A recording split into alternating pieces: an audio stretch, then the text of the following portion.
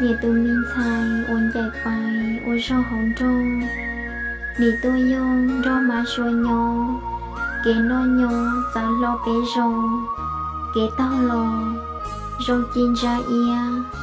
Nè mua chia rau cha xua ya. Lo căng cha do niên do gì. Do cụ vì cũng do tộc ca. Do cụ nhà cụ nô cơ kia. Lo lu xia ni sa hai tia. Trò xia khử cọp tao nhia. E yêu thia lâu tao nè thiết gì. Mua kê sĩ yêu thiết bá tao. Trao tê nhau ý lăng mên gì. Lo nè chi rong li yêu xa. Tôi lời mà tôi yêu hay thề. Yêu hay chê li cha lo mua. Tia yêu tôi ôi rong li nô. Chê nì vô tôi ô chi rô. Tôi nhón rong chê ô bó lại. Hay chi sai cho năng ô rô. Sao li nô chi ô li cha. Sao nê xa bế công chi rô.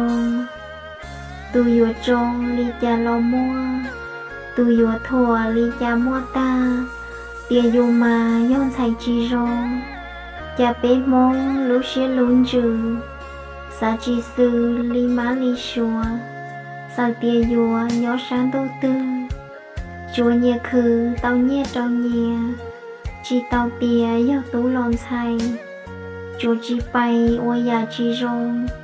Cô bùa công trâu nhẹ thiết gì. Mong xế chỉ dòng chay thâu lờ. Tu tư tờ tô mù khử nhẹ. Chê mong thia. Chê tia chi rong. Mong yêu không, có bé dòng thay, chỉ thó bay, ôi rau khó tư, nhớ tư dư hậu và hậu chế. Đô nè ế trở lũ mê cờ, xua nụ tờ mù lia mù tê, dây bé giờ vô tùn thay rong, ý nhon rong vô mù lư già, chê mong thả rồi ra hay tia, chỉ chia thiên mù li nô. Tu chiến thô lờ bé chồng mình thấy mong ơ.